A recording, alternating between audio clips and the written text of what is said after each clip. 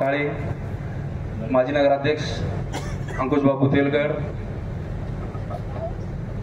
अनवर बापू देशमुख, आमचे नेते माधवराव कदम, लॉयांच्या माध्यमातून जिल्ह्याभर काम करणारे आभार मानतो सर्वांतर्फे। दीपावलीच्या आपणास व आपल्या सर्व परिवारास खूप खूप शुभेच्छा। स्नेहमिलन यासाठी ठेवलं आहे की आपल्यात दोन शब्द भेटीगाठी व्हावा, दोन शब्द बोलणं व्हावा। यापुढे स्नेहमिलन असंच अखंडितपणे आपण चालू ठेवू। सर्व इथे आल्यामुळे एक पक्षाला बी थोडीशी ऊर्जा मिळण्याचं काम सर्व पक्षाचे पदाधिकारी येथे महाविकास आघाडीचे लोक आल्यामुळे या पुढील होणाऱ्या निवडणुकीसाठी आपल्याला त्यात फायदा होईल या हिशोबाने अंदाजाने आपण हा कार्यक्रम ठेवला होता। त्या सर्व महाविकास आघाडीच्या लोकांनी आपल्या इथं येऊन साथ दिली त्याबद्दल त्यांचे आभार। व सर्वांना दीपावलीच्या पाडव्याच्या पुनश्च एकदा खूप खूप शुभेच्छा। धन्यवाद। भवितव्य कपिल भैया आकात, शिवसेना प्रमुख महेश अण्णा नळगे, प्रदीपजी बोराडे, माधव मामा, आमचे माजी नगराध्यक्ष विनायक अप्पा, आरिफ भाई, आमचे बद्री भाऊ तेलगर, समाजाला एक मुलगा आपण समर्पित केलं त्याबद्दल आपलं खरंच धन्यवाद। आणि ज्या पद्धतीनं आपण या परतूर तालुक्यात जो काही विकास कामात हातभार लावलाय, निश्चित महेश आपला नळगे याच्यात 100% वाटा करेल हे मला आवर्जून खासदार साहेब सांगितले। भविष्यात जसं भैया म्हणले आघाडी आमची कायम राहो। येणाऱ्या जिल्हा परिषद, पंचायत समिती आणि नगरपालिका निवडणुकीत आम्ही तिन्ही पक्ष निश्चित या तालुक्यात वर्चस्व सिद्ध करू एवढं बोलतो आणि थांबतो। जय हिंद।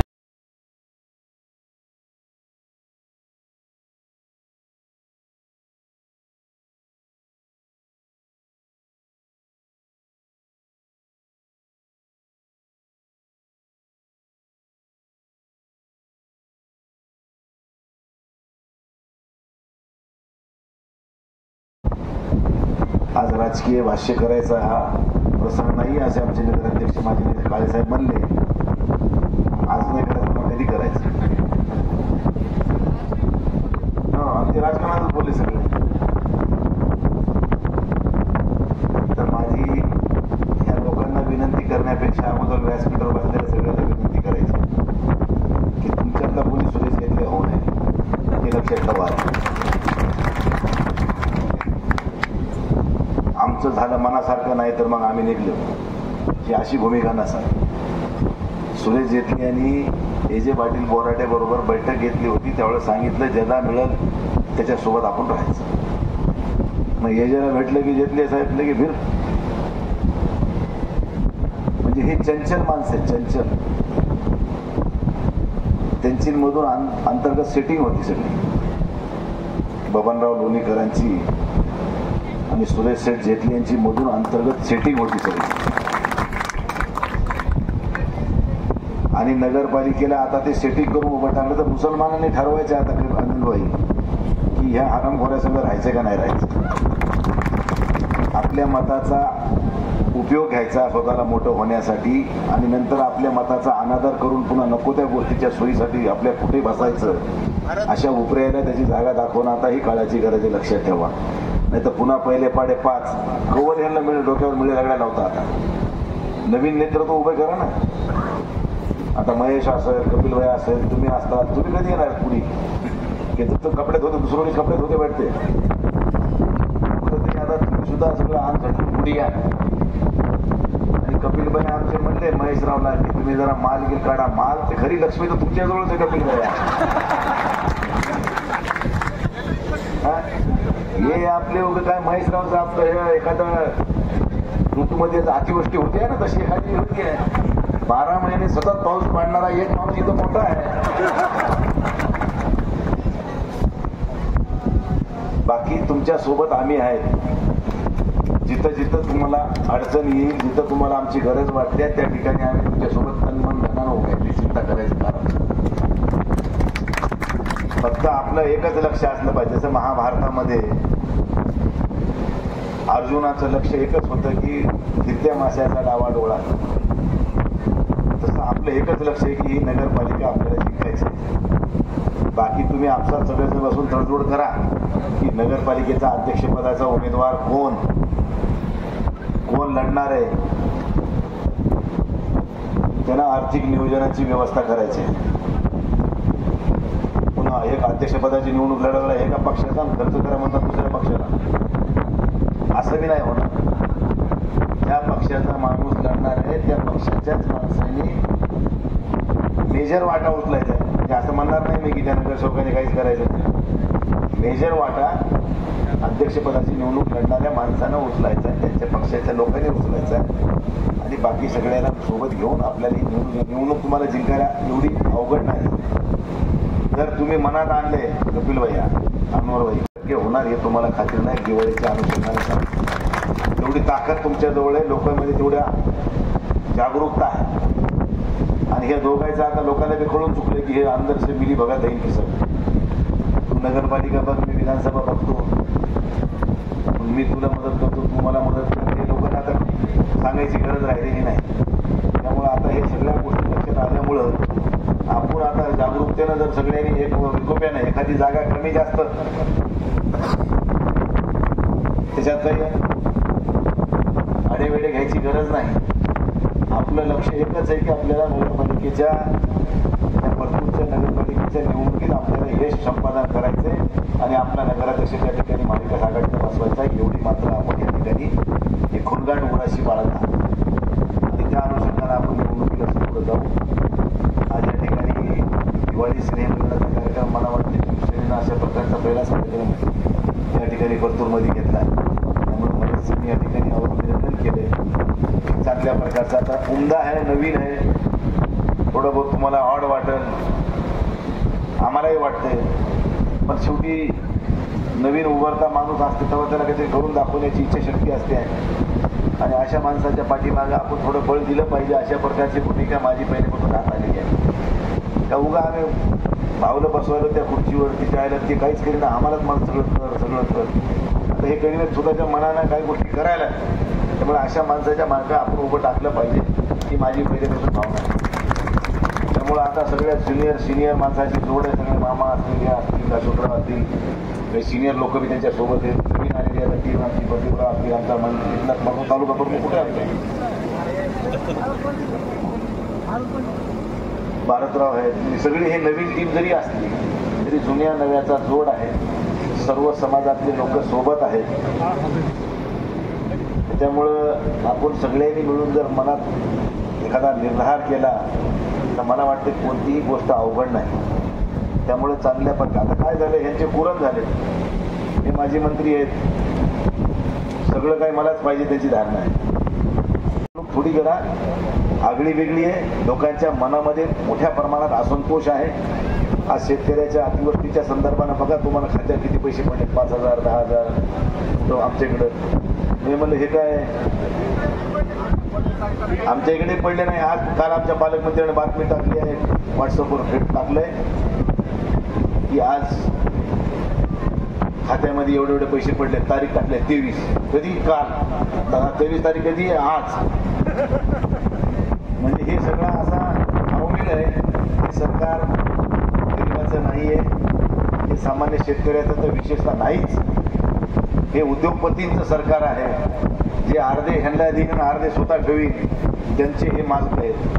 त्यामुळे ह्यांना ह्यांची जागा आता दाखवणं ही काळाची गरज झाली आहे. आपण प्रत्येक वेळी काय करायलो, निवडणुका येऊस्तोवर आम्ही गर्दा करतो, वातावरण तयार करतो, निवडणूक आली की 1000-500 भेटले की आम्ही टिकून चालतो. त्यामुळे मतदारांनी आता जागरूक राहायचं की पैसे घ्यायचे, पण ह्यांना ह्यांची जागा मतदानातून दाखवायची की मनाशी निर्धार तुम्ही सगळ्यांनी केला पाहिजे. तर आम्ही काय करलो, शेवटी ह्याला वाटायला काय करतात लोक, पैसे घेतले की गपचुपीचे मतदान करतात आपल्याला, हे नेहमीच झाले. विधानसभेला असं वाटलं की ए.जे. पाटील आमदार झाले. ए.जे. पाटलाला भरपूर मदत केली. परतूरकरांचे तर मी जाहीर आभार मानतो. या संबंधी तुम्ही अनपेक्षित अशी मदत केली, पण घर का भेदी लंका धाय, मंठ्यामध्ये सुरुंग लागला आणि ते सुरुंग काय बाहेरच्या कोण नाही लागलं, जवळच्या कोणच लागला. मग कुठेतरी आमच्या उमेदवाराच्या चुका असतील, त्यांच्या परिवारातल्या कोणत्या चुका असतील, किंवा ह्यांचं वागणं लोकांना वरून जरी चांगलं दिसत असलं तर मधून चांगलं वाटलं नसावं, पण लोकांनी तिथं काम दाखवलं. आम्ही त्यांना म्हणायचं अरे हे खर्च आहे म्हणून असं नको ठेवू, नाही तर बाहेरची तुपाशी घरची उपाशी. तसंच झालं. नाही तर ए.जे. पाटील आमदार होता होता राहून गेले. आता गणपतीमध्ये कोणते त्यांच्या कार्यालयासमोर जाऊन नाचू लागलं म्हणे आमदार झाल्यासारखं वाटतं. आता विरोधकांना काय आता काहीच म्हणायची गरज नाही, ते संधीचा फायदा घेत असतात. आता ए.जे. पाटलाला आम्ही एवढं जीवावर उदार होऊन एवढं प्रेम केलं, ए.जे. पाटील तिकडे कशामुळे गेले हेच नाही कळलं आम्हाला. एवढं सगळं मिळून सुद्धा जर तुम्ही जाता, अरे तुम्ही 2-4 हजार मतांना हरले म्हणजे तुम्ही किती मतं मिळवले, किती स्पर्धेत तुम्ही राहिला, तुम्ही एवढं लोकांनी दुश्मन्या घेऊन तुमच्यासाठी रस्त्यावर उतरले, तुम्ही त्याचं थोडाशी भान सुद्धा नाही ठेवत आणि तुम्ही पक्ष सोडून जाता. ते काही कोणाला आवडलं नाही. आणि आता गेले तर बाबा बी गेल्या, दशम्या गेल्या. त्याच्यापेक्षा पलीकडे जाऊन म्हणतो कोणाला अवघड वाटू नये, धोबिका गुप्ता असा होऊन बसले सगळं. त्यामुळं गेले त्याची आम्ही चिंता केली नाही. येणाऱ्याचा आम्ही वेलकम करतो. आमच्यामध्ये तेवढी ताकद आहे, आमच्या विचारामध्ये तेवढी ताकद आहे. आता मला बी बकळ माल देऊ लागले चला तिकडं म्हणून. आज बी माझ्याकडे रोज निरोप येते, खासदार साहेब तुम्ही इकडे या. मी म्हणलं दिल्या घरी मी सुखी आहे. ज्या पक्षानं, ज्या नेत्यानं, ज्या जनतेनं माझ्यासारख्या सामान्य माणसाला 3दा खासदार केले, परभणीत 2दा आमदार केलं, शिवसेनेच्या सगळ्या पदावर मी विराजमान झालो, नगरपालिकेचा सदस्य झालो, सभापती झालो, बाजार समितीचा सदस्य सभापती झालो, शिवसेनेचा शाखा प्रमुख झालो, शहर प्रमुख झालो, पुन्हा काढलं, पुन्हा जिल्हा प्रमुख झालो, आता उपनेता आहे. आता ह्याच्यापेक्षा आणखी काय मिळायला पाहिजे. मी आयुष्याच्या शेवटच्या क्षणापर्यंत उद्धव बाळासाहेब ठाकरे शिवसेनेच्या पक्षासोबत आहे. ही कोण्या ज्योतिषाला विचारायची गरज नाही किंवा कोणाला ग्वाही द्यायची गरज नाही. माझा प्रामाणिकपणा, माझ्या पक्षानं ज्या प्रामाणिकपणानं मला जेवढं मोठं केलंय, आयुष्याच्या शेवटच्या क्षणापर्यंत त्या पक्षाशी प्रामाणिक राहून त्यांची सेवा करण्याचं माझा मानस आहे. आणि त्या आज तुमच्या सगळ्यांच्या समोर निर्धार या ठिकाणी आपल्याला सांगतो. शेवटी कुठेही गेले तर काही वेगळं नाहीये. राजकारणात कुठे गेले तर पळसाला 3च पान आहे. परंतु ज्या पक्षानं आपल्याला लहानाचं मोठं केलं, ज्या पक्षानं आपल्याला एवढं मोठं केलं, ज्या जनतेनं आपल्याला एवढं नावारूपाला आणलं, त्या जनतेची प्रतारणा होणार नाही, त्या पक्षाची प्रतारणा होणार नाही. त्याची नैतिक जबाबदारी संबंधित माणसाची असती आणि ती या ठिकाणी आपण पाळली पाहिजे. त्यामुळं मला भरपूर दिले, मला कुठलीही अपेक्षा राहिलेली नाही. त्यामुळं मी तुमच्यासोबत कायम आहे. तुम्ही हाक दिले त्या दिवशी मी तुमच्यासोबत उभा आहे. फक्त कोणी कोणाला भीक घालायची नाही. तुम्हाला अधिकारी प्रशासनातले काही त्रास देत असतील, तुम्ही आम्हाला वेळोवेळी आमच्या संपर्कात राहा, आम्हाला कळवा. महेशराव असतील, कपिलराव असतील, अमरबाबू असतील, काळेसाहेब, माधवराव मामा, प्रदीपराव, ही जी व्यासपीठावर बसलेली जी मंडळी आहे जबाबदार, या लोकांच्या माध्यमातून तुम्ही आम्हाला फक्त सूचना करा की या ठिकाणी असा असा त्रास होतोय. त्या अधिकाऱ्याला हे तरी शिव्या देत असतील, आम्ही तर त्याला नीट बांबू घालून देऊ, ते चिंता करू नका. 1दा-2दा गुन्हा गोविंदानं सांगू, नाही ऐकल्यावर त्याच्या कानाखाली आवाज नाही काढला तर मला मी खासदार नाही म्हणायचं. शेवटी माणुसकीनं आम्ही सगळं सहन करू. भीक नको, पण कुत्रावर म्हणायची वेळ आमच्यावर येऊ नये. आम्ही आमचं अधिकारानं ज्या गोष्टी आमच्या आहेत त्या मागू. आम्ही तुमचं काही वरबाडून घेणार नाही किंवा आम्हाला चुकीचं काही तुम्ही देऊ नका. पण आमच्यावर अन्याय जर होत असेल, मला कळालं की आता दिवाळीच्या तोंडावर काही गावातली काही दुकायची दुकानं, घरं काही पाडण्याचा प्रयत्न झाल्याशिवाय आता शिवच्या विरोधामध्ये आता दिवाळीमुळे मी म्हणलं होतं की तुझी बंदचं आव्हान करा. नाही आता उद्या आपण दिवाळी संपते, कधी उद्या होते का सोमवारी, कधी आपलं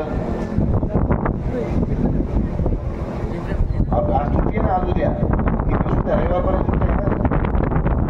सोमवारी शिवच्या विरोधातलं बंदचं आव्हान करू, पण तू बंदचं आव्हान करून त्याच्या मनमानीला जाब द्यावं लागेल असं मला कळलं म्हणा आपल्या. मी स्वतः त्या बंदमध्ये सहभागी होतो, त्याच्यामुळे त्याची चिंता करायची कारण करायची का तुम्ही सांगा.